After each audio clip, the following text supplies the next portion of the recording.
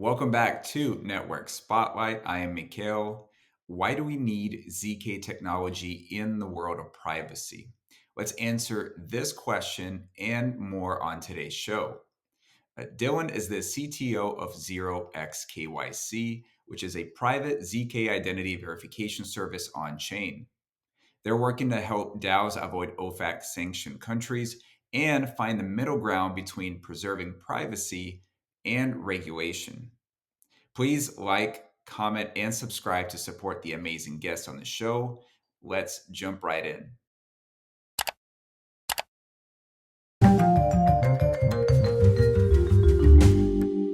Thanks so much for joining me on the show. How are you doing? I'm doing great. Doing great. Pleasure to be here. Thank you. Absolutely, it's great to have you here. Now, Dylan, I know that you work with 0xKYC. So, just for the listeners out there, what exactly is 0xKYC? Yeah. So 0x KYC is a private AML KYC solution. So what we allow protocols to do is to verify their users that they are not OFAC sanctioned, that they are over 18, and that their Web3 wallet is not on any known fraud wallet lists. And we do this by putting this on a soulbound token and minting a zero knowledge proof onto that soulbound token, signaling that that user is okay to interact with. Now, for a user, like why is this type of technology so important? Because I want to figure out why is it so important from a business standpoint, and then also for just a user that's in retail.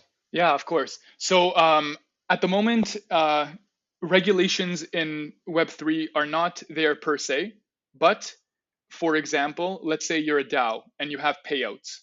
Um, at the moment, you are still compliant with AML rules and you are running the legal risk of paying out sanctioned individuals. So we provide a solution for those DAOs. Let's say it be a work DAO where you close tickets, and after the ticket is closed, you then get a payout.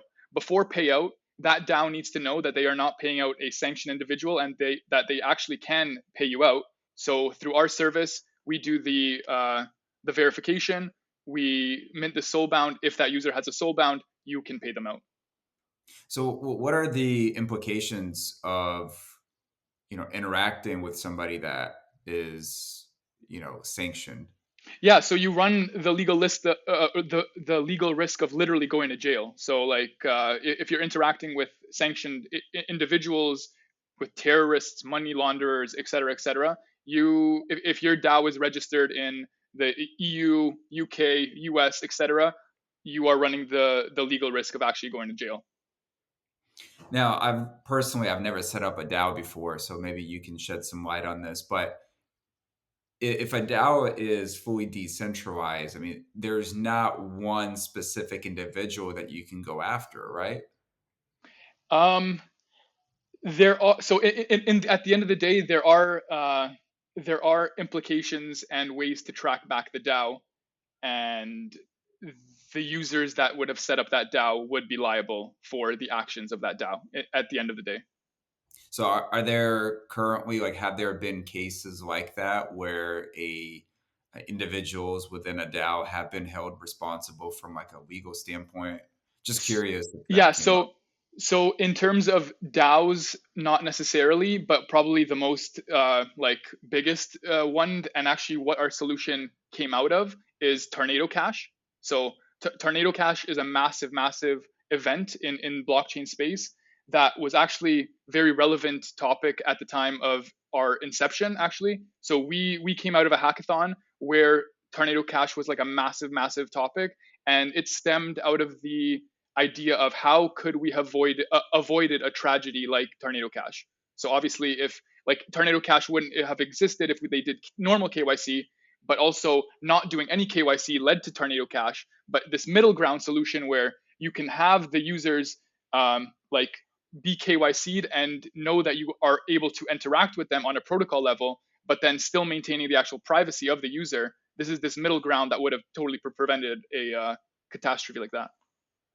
And so I know that zero knowledge technology is essentially providing that middle ground. So, can you explain what exactly is ZK? Why is it so important? Why is there so much hype in the industry about it?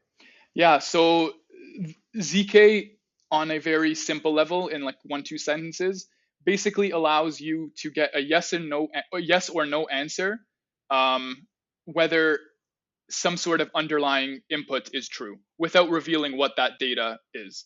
So this is very important because it allows privacy protocols like ourselves to exist, but also a lot of the hype in crypto with ZK is because it allows things to scale a lot further. But I'll talk more just on the privacy aspect of it because that's where we're coming from.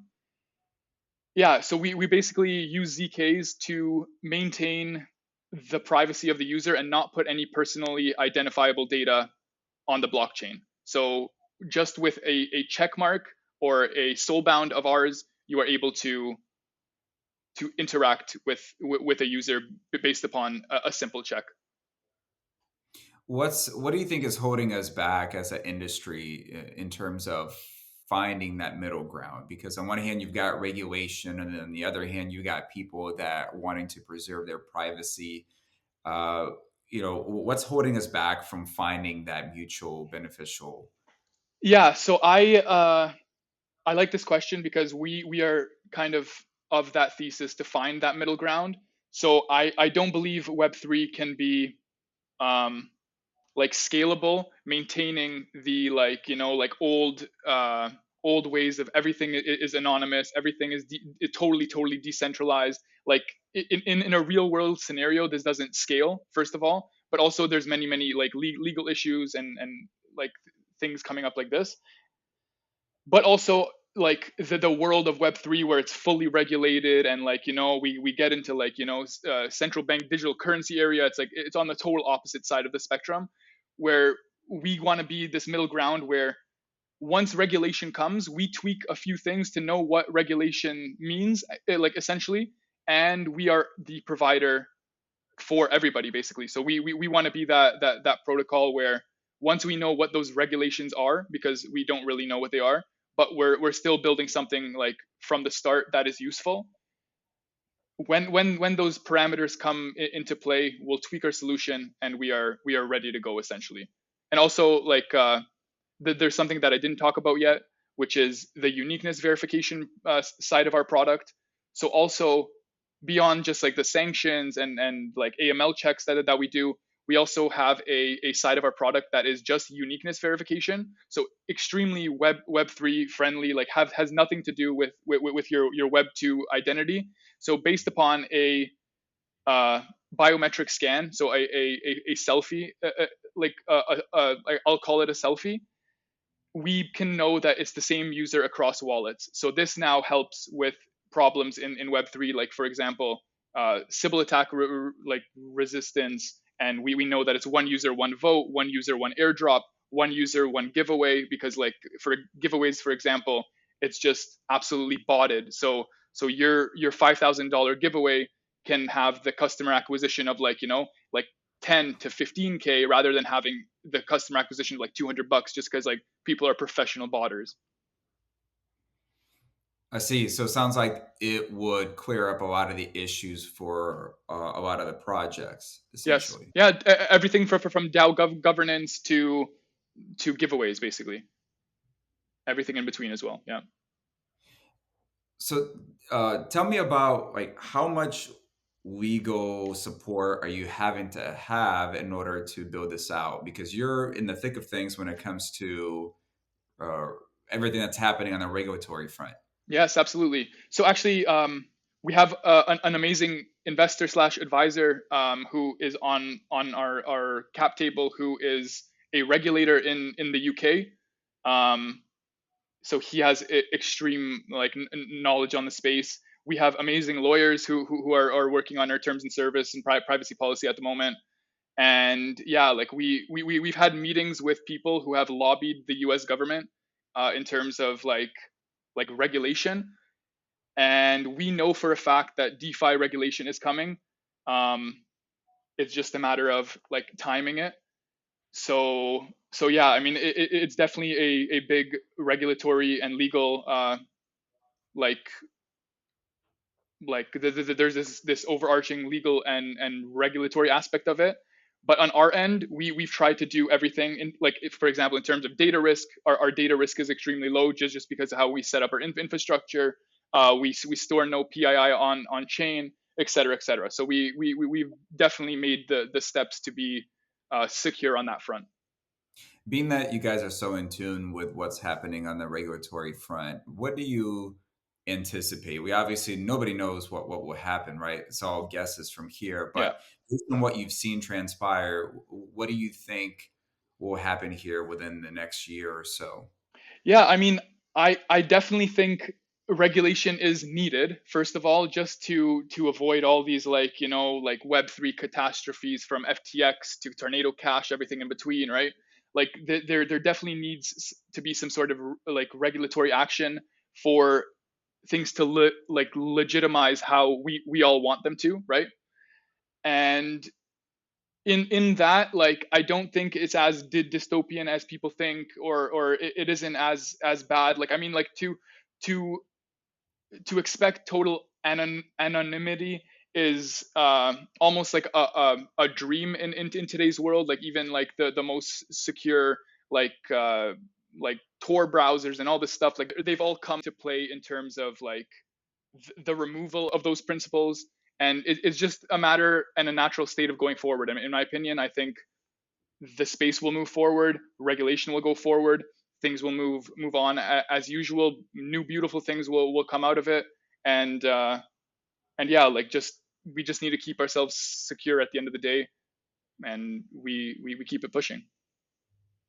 Do you think that there will be a certain group of individuals that may, push back on the regulations and Of create, course. even more decentralized and privacy preserving protocols? And if so, is it always going to be this, cat and mouse chase, so to speak?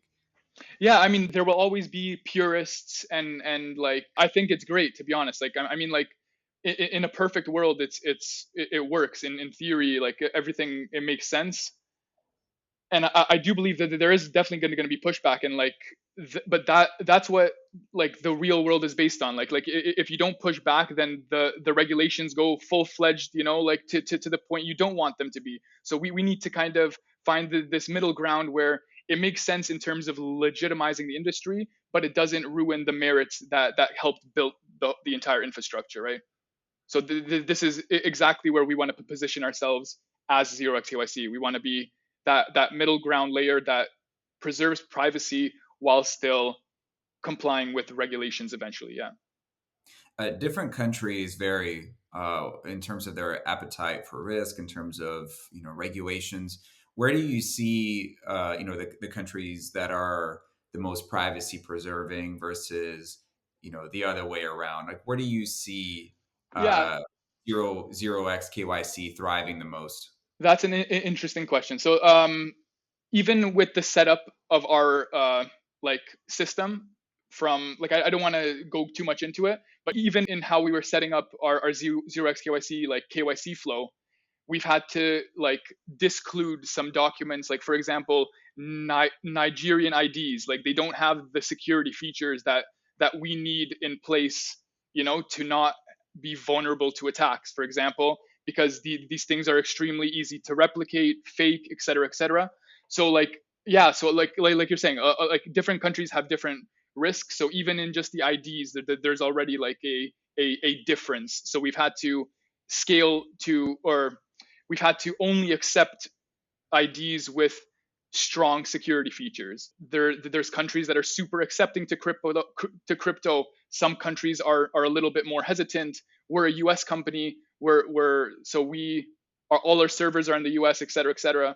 And we work from US and we branch out. There's a lot of talk about a lot of U.S. companies leaving the United States because of the regulatory landscape at the moment. Uh, what are your thoughts on this? Are we going to see more and more businesses leave the United States? And what's zero x KYC stance on this? Yeah, I mean, I guess we'll see like how things go. I know, yeah, like people are leaving, but we'll see where the better option becomes long term. Yeah, I mean, it's still very early, and hopefully there's enough time for United States to provide some more clarity Yeah. on that front.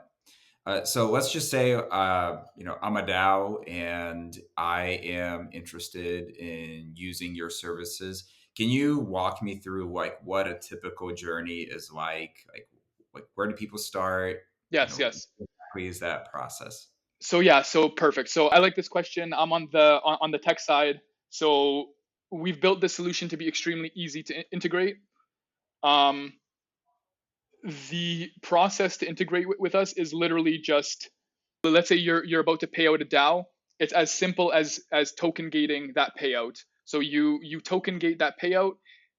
You redirect the user. So at the moment, it's a redirect to our app. The app then goes through our flow. So you scan your ID, you get the ZK, the soul bound at the end of it, and then you're redirected back to the app that you came from. We're working on an SDK, so we'll actually be modular in our SDK, so it's even easier to integrate. But at the moment, it's as simple as a token gate. You token gate a payout, you token gate a proposal, you token gate anything that you can think of in terms of like actions.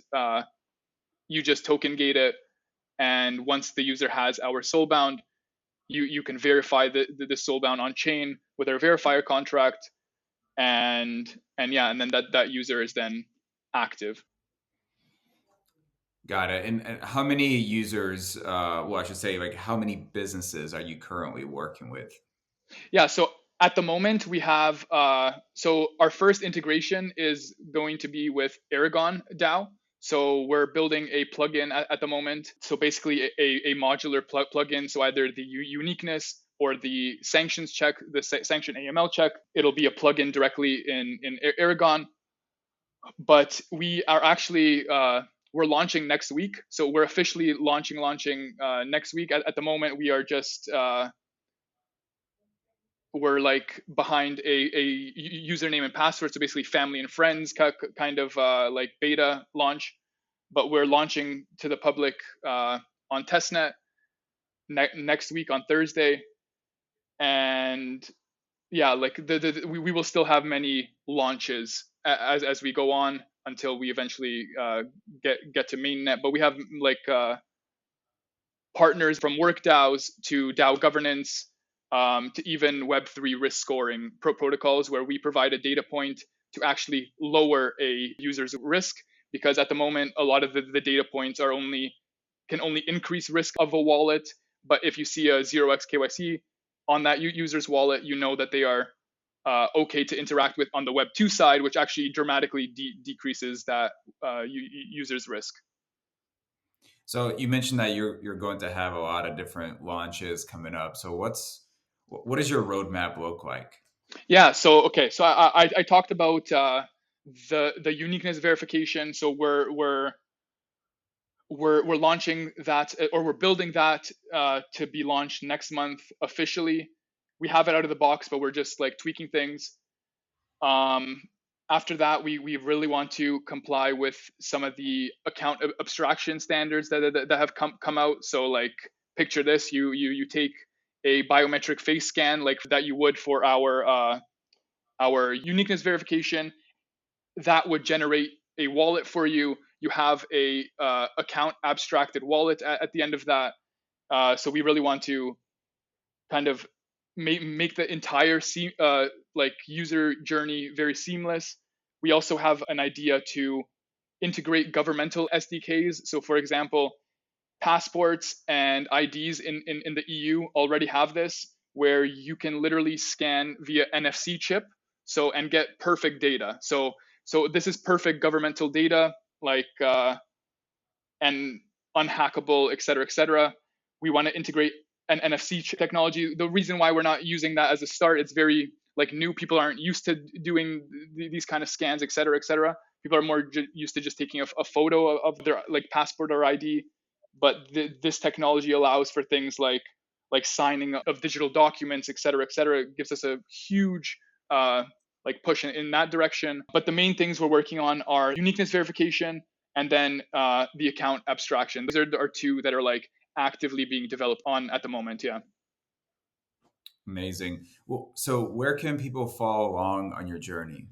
Yeah, for sure. So you can follow us on our socials. So we're most active on LinkedIn or on Twitter. We also have a newsletter directly on our 0xkyc.id landing page. So you can just enter your email, keep up to date with like our journey before it gets posted. We keep our like family, friends, investors up to date more than we do when we push it out to socials. That's great, and thanks again for taking the time to talk today. Because I think that what you're doing, you and your team, is extremely important for the industry as it helps us to find that middle ground. I think most people agree that some regulation is needed, but how much, everyone has a different Yeah. opinion. Finding that middle ground is certainly key, and I think the better job you guys do from a technology standpoint, user UX standpoint, I think that will only help increase the overall adoption of the industry. So you guys are doing really important work. Thank you for all that work. And any parting thoughts for the listeners? I just really appreciate also to be on this podcast and share like what we're building. I'm glad you see the vision, and yeah, just like to everybody listening, like let's just keep building. Like it's been a bear market for a while. It seems like it's pushing a little bit better at the moment. Who knows how that goes in the end? We just need to keep building things that like legitimize this space and yeah, like let's just keep building. Keep building, indeed. Thanks a lot, Dylan. Thank you.